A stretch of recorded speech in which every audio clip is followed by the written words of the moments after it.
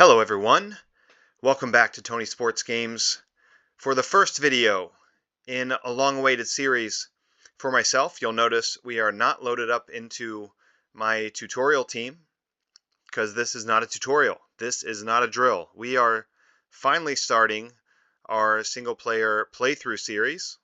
We have selected a team, as you can see, in the Sun Belt Conference. We have selected the University of Louisiana at Lafayette, the Ragin Cajuns. Great name, great choice, I think. I think it's going to be a lot of fun to play this team out.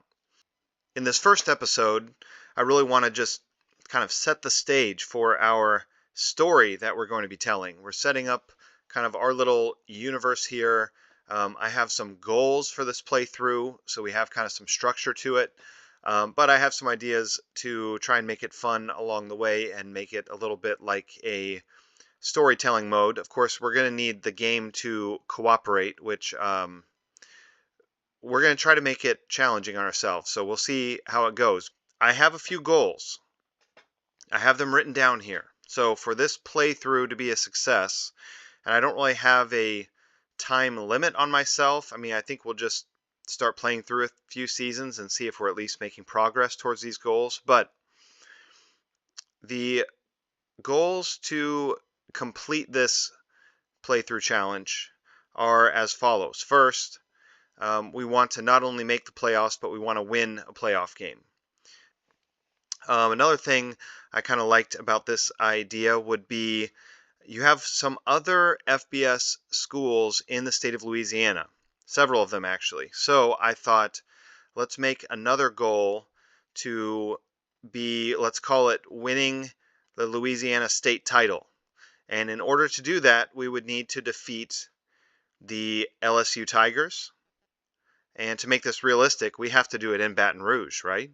We wouldn't get them at home. So we've got to beat LSU in Baton Rouge. Louisiana Tech in, I think, Ruston. I think I'm saying that right.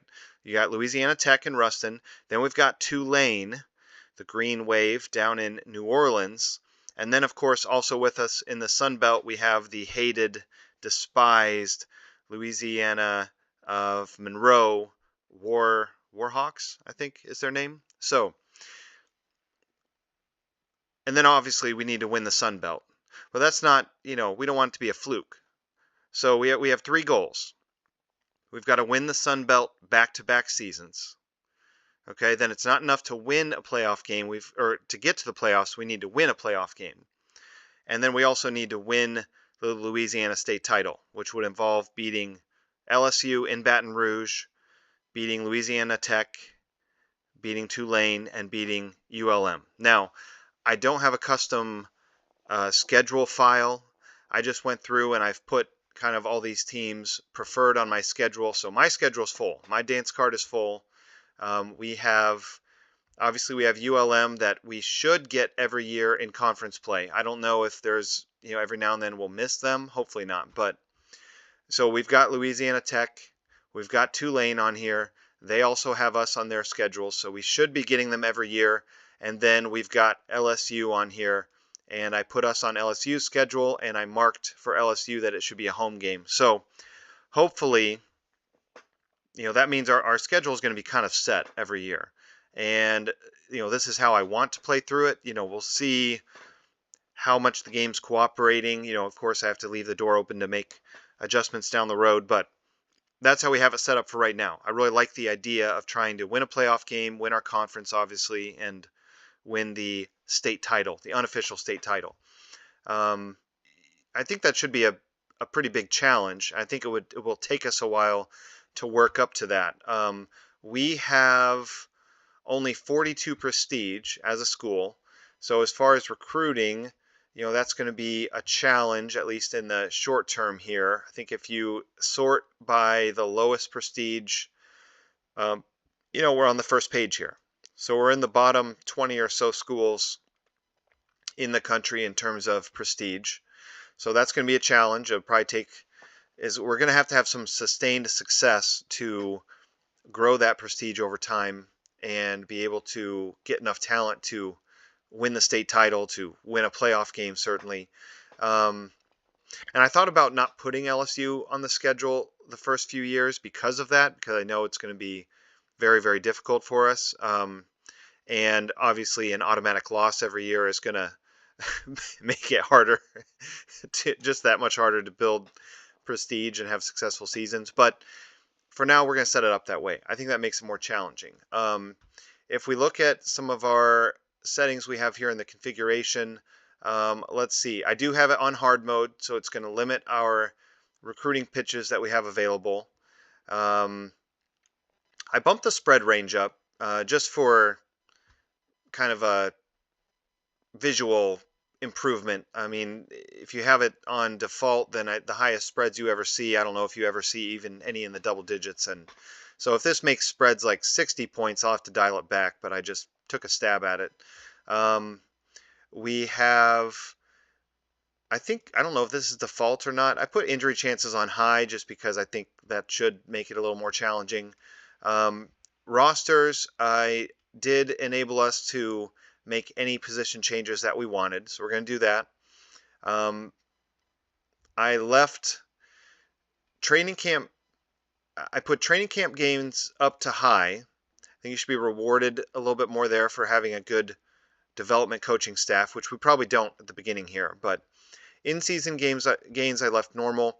I put position development at high because I really think to climb to the top of the mountain here, we're going to have to get creative and change some players' positions. And especially after someone, let's say they redshirt and they work at it for a while, they should be able to get up above, 30, 33 position skill. So I guess that's one thing we did that might make it a little easier. But another thing, cohesion.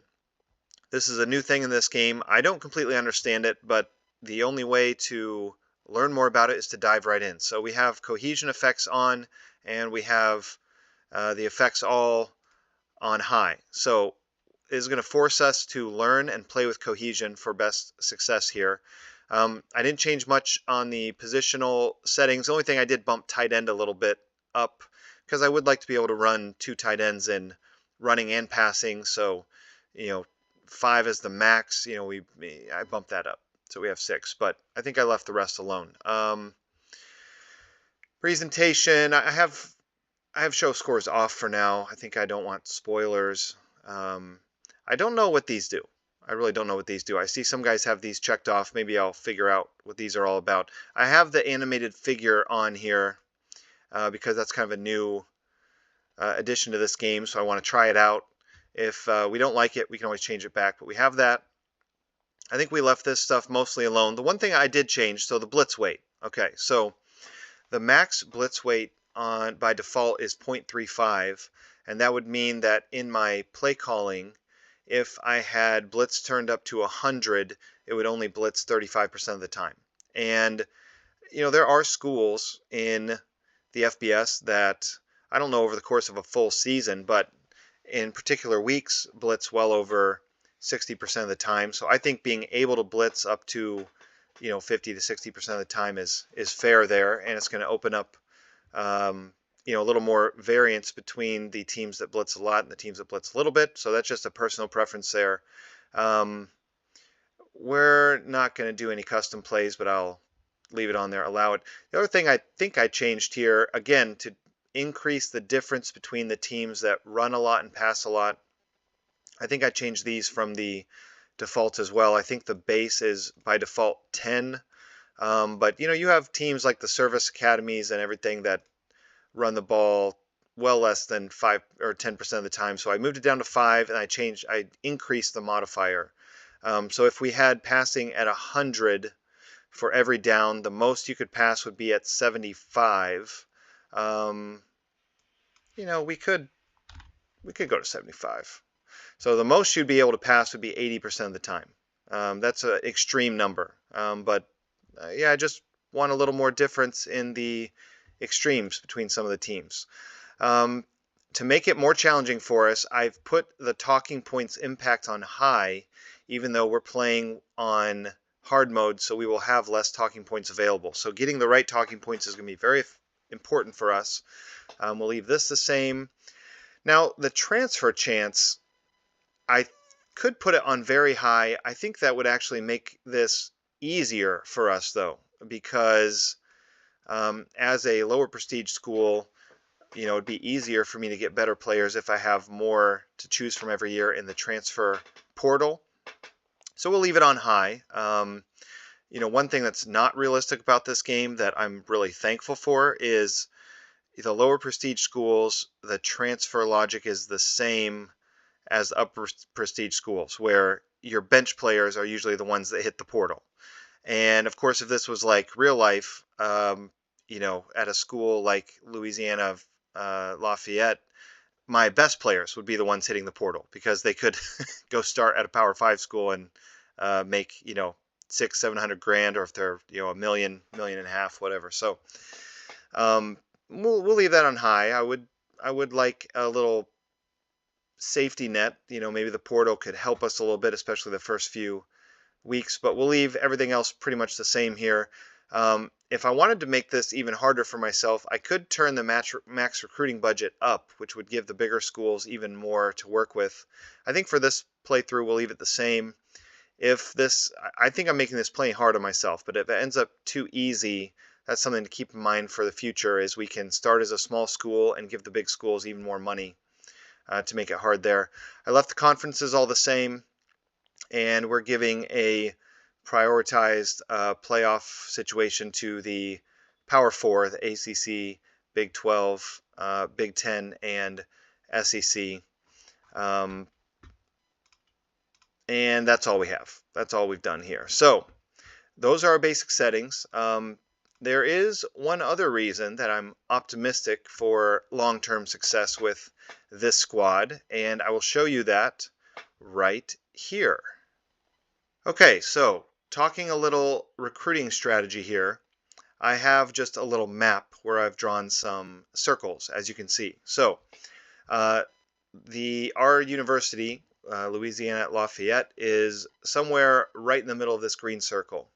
The reason I've provided these circles here is one of the main things you can do in recruiting is obviously sort by recruits within certain distances from your school. So your closest three, I think you can do 100 miles actually too, which would be smaller than this, but this green circle is 200 miles away from the Ragin Cajuns, and you can see even within 200 miles we have access to New Orleans.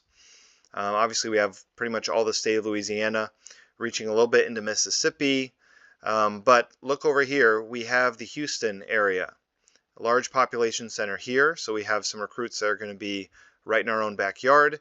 If you extend that to 300 miles, you bring in the beginning of the Dallas area, not Fort Worth quite yet, but Dallas, Waco, almost to Austin, almost to San Antonio. So we have even more good, really areas to pull from. And then if you go out to 500 miles, you really have a lot to choose from. We're getting into the Florida Panhandle here. We've got a little bit of Georgia, pretty much all of Alabama, a good chunk of Tennessee, up into Missouri a little bit, all of Arkansas, Oklahoma City, all the Dallas-Fort Worth area, all the Austin area, San Antonio area, obviously all the Houston area. So I think strategically, this is not a bad school to start with. We've got a lot of recruits that are going to be kind of within our 200, 300, 500 mile radius here. So I'm excited to use that in our strategy as we go along. I don't know what our coaching pipeline situation is to start the game. I'll take a look at that here in a second. But obviously, as we go along, if we focus on recruiting in these areas, we should be able to build up, of course, a Louisiana pipeline, hopefully a Texas pipeline, and some things that will help us along the way to get access to some better players and give us a little boost in recruiting that we're going to lack with the hard mode having less recruiting pitches available. Okay, so back here at our team dashboard, last couple things I wanted to hit on before we kind of get into the meat and potatoes of this thing. I think we're going to do something a little different. A lot of times when you start a new playthrough, it does feel like that first season is kind of a lost season. You don't have any of your own roster yet. You have to start with whatever coaches are available. And, I see a lot of guys spend a lot of time on the first season of their playthrough, but they don't really get a whole lot done. And even your best players your first year are usually seniors anyway. So, and as you can see, since initially I loaded this up with just a default schedule file, we don't have any of our state rivals on our schedule other than ULM. So I think what we're going to focus on this first season is, we'll keep tabs on how the team is doing, but we're really going to focus on recruiting. And we're going to treat this first year like we're kind of setting the stage for our program. So, if you look at what we're going to be needing, and I'm going to go through off air and make a list and a recruiting plan for our first season. But you can see we're definitely going to need a quarterback. We have our top 2 quarterbacks are seniors, and that lines up really well, I would say, with starting a new playthrough anyway. You want to get your quarterback of the future. Looks like we've got several senior running backs, so we're going to need at least 1 or 2 running backs as well. Got a couple senior tight ends. I'll have to look in a little closer and see if these guys are more. Looks like this guy is kind of more a blocker. This guy is a nothing. And he's a redshirt freshman. Maybe we'll make some cuts at the end of our first year. I don't know. We'll see how recruiting goes. But there's a situation here with Todd Sargent and Cassius. That's a great name. Cassius Rubio. Maybe not a great player, at least yet. But so we'll need probably some players there. Oh, baby. Okay, so we're going to need some help at receiver. We've got a bunch of senior receivers. Maybe if 1 or 2 of these guys don't hit the field this year, we could kind of do an emergency red shirt just to preserve some of the depth. But we're going to need to recruit some receivers. Guards, it doesn't look like we have any seniors, but okay, we've got a couple. Oh, man, that strength. 3 guys with decent skill in run blocking, but they're very weak. Ugh, hate to see that. We've got really 2 guys with some pass blocking skill. Again, not much strength there. So that's not looking great, and none of them are seniors. So I'll have to deal with that. Tackle. Again, okay, this guy has decent strength, good run blocking. This run blocker is a senior. This guy's a sophomore, has pretty good strength. So, all right, we've got some run blocking tackles that we'll have production returning. Pass blocking, it is a bit weaker. This guy's our best overall offensive lineman, isn't he? Yeah. So he should be back, but we're going to need some help there as well. I'll write all this down offline for sure. But center, we don't really have anything. Okay, so got some work to do there. We have 2 punters. We will be losing a kicker, so we'll have to scoop up another kicker at some point. Defensive tackle. Oh, this isn't so bad. We've got at least some strength up front here. A little something to work with. What do we have? 2 seniors. We have 1, 2, 3, 4, 5, 6 returners. Okay. Maybe I can work with that. Defensive end. No seniors. We've got some strong players. Do we have any speed? Not really. Okay. So we've got some strength, but no speed at defensive end. Linebacker. Only 1 senior to replace. We have a couple good tacklers, a couple really poor tacklers, and we have a little bit of speed. Okay, that's something to work with. Corners, 2 seniors. We've got some speed. That guy's leaving.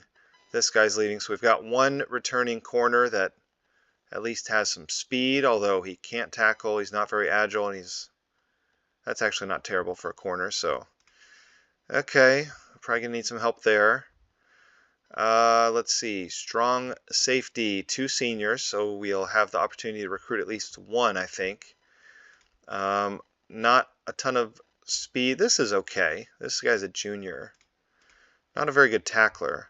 This guy's a really good tackler, but he's a senior, so Okay, we'll have to figure that out. And free safety, last but not least, do we have any speed? We've got some speed. So we've got a couple players we could work with here. I guess we'll have to decide if we want to leave all these guys at free safety or if somebody needs to get to move to corner at some point.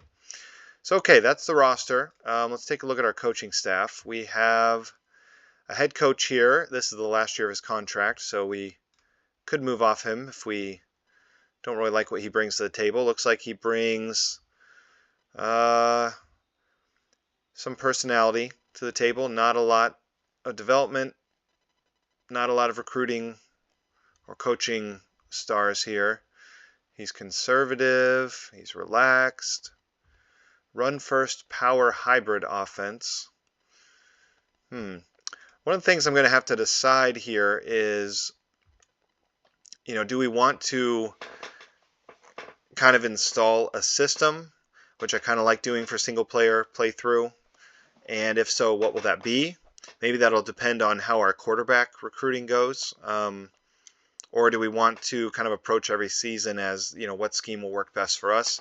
But if we're going to do that, coaches with more flexibility would be nice to have. But so offensive coordinator, let's see, his tutor. Did this guy have a trait? Tactician. Okay. Tactician, head coach, offensive coordinator is a tutor.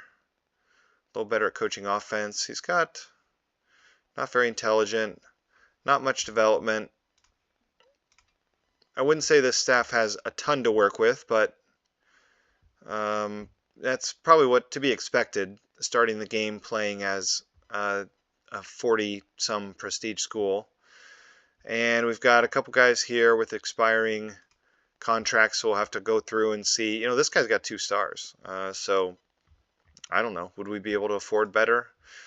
I don't know. We'll have to decide what we want to use this staff for as far as, focus on our ratings. It would be nice to get a little bit of a jump start on some of our pipelines we're going to need to build here. But I'll look through this staff during this first season and see if any of these guys are worth keeping. If so, we'll extend them if they're close to the end of their contracts. Otherwise, we will let them walk and get as many new bodies in here as possible. I think what I'm going to do next, now that we've kind of introduced the series, we will move through position changes and spring games and training camps. And then, before week 1, I think I'll still set the depth charts, even though I'm not going to be doing as much with the team as far as content this year. We may speed through this first season in a couple episodes just to focus on, do we get our quarterback of the future? Do we get some cornerstone players at wide receiver and some of the other positions we really need? But we'll figure that out.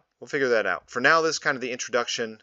So now you guys know what the plan is. We're going to take the Ragin Cajuns to glory. We're going to win a state title in Louisiana, and we are going to win the Sun Belt, hopefully consecutive seasons, and we will win a playoff game.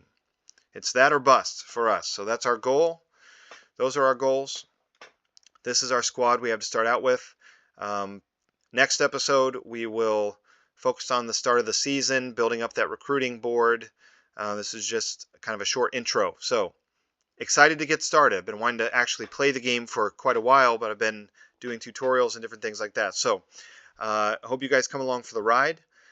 Thanks for watching. If you have any ideas for this playthrough, any ideas on any other goals we could shoot for, shoot those in the comments.